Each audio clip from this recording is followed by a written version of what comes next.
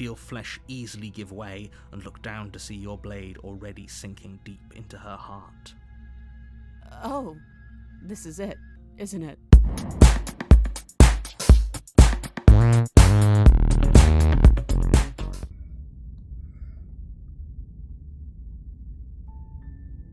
You're on a path in the woods, and at the end of that path is a cabin. And in the basement of that cabin is a princess. You're here to slay her. If you don't, it will be the end of the world. Okay, let's do this. Spirit.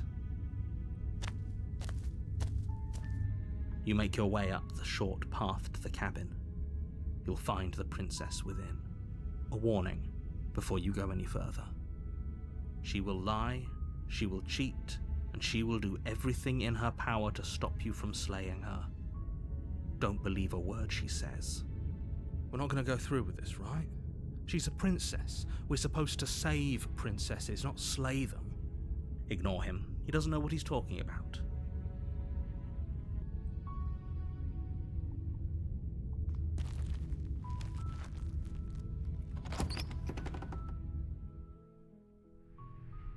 The interior of the cabin is almost entirely bare. The air is stale and musty, and the floor and walls are painted in a fine layer of dust. The only furniture of note is a plain wooden table.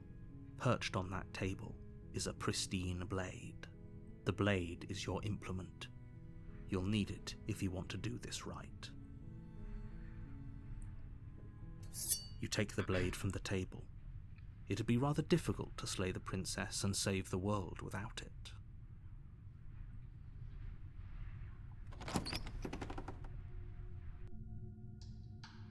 The door to the basement creaks open, revealing a staircase faintly illuminated by an unseen light in the room below. This is an oppressive place. The air feels heavy and damp, a hint of rot filtering from the ancient wood. If the princess really lives here, slaying her is probably doing her a favor. Her voice carries up the stairs. Who's there? She sounds dangerous. It's almost as if she's the one in charge down here. Don't let it fool you. It's all part of the manipulation. Good. You're still listening to reason. Yeah, we're not gonna say anything or do anything. We're just here to slay her. You walk down the stairs and lock eyes with the princess. There's a heavy chain around her wrist, binding her to the far wall of the basement. She's so coldly beautiful. Is she really a threat to the world? Focus on the task at hand. And there you are. Are you here to kill me or something? You step forward, your grip on the blade tightening as you steel your resolve. Oh? No talking then? Fine. What even makes you think you can kill me? I'm probably chained up in this basement for a reason, right? And if that knife is the only weapon you have, you'll have to get close enough to use it. So, you should just drop it. Best not to risk finding out what I can do. Do you hear the conviction in her voice? Do you see the razor sharpness in her gaze? I don't think she's bluffing.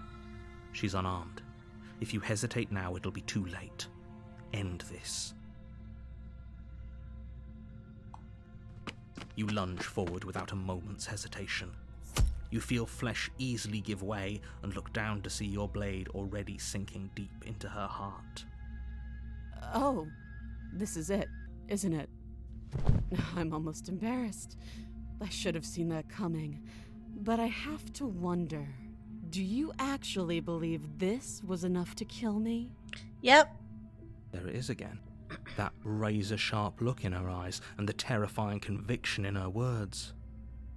Yes, even as she lays there dying, she entirely believes herself to be alive and well. But it's over, isn't it? She stopped breathing moments ago, that arrogant look still plastered on her face. But is it over? Really over?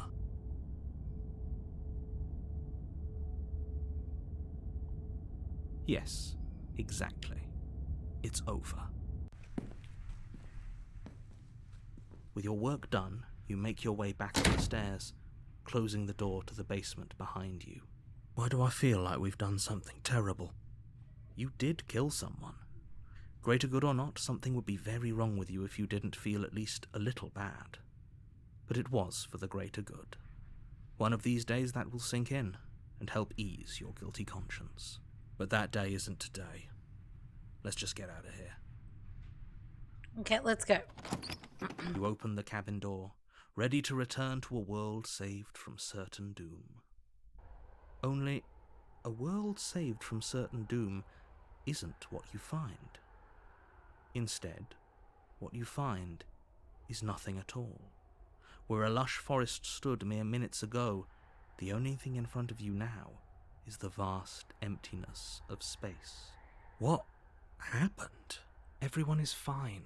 It's just that you and the cabin are now far away from them. Don't worry.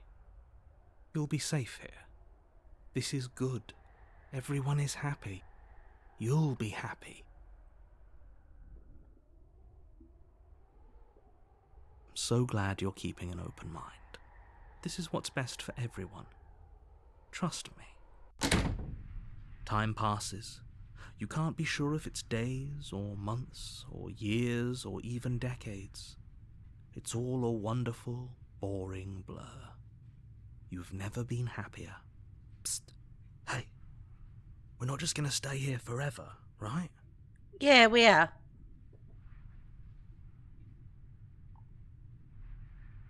Are we really happy? Or is he just telling us that we are? Really?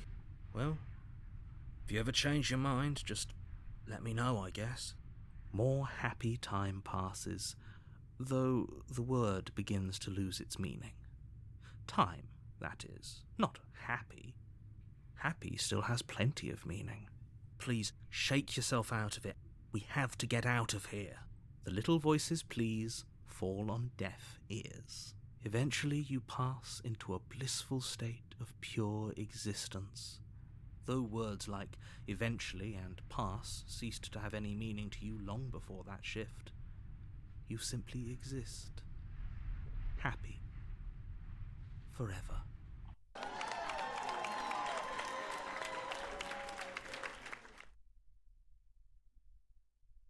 Dumb things on street. So many dumb things on street. Dumb things.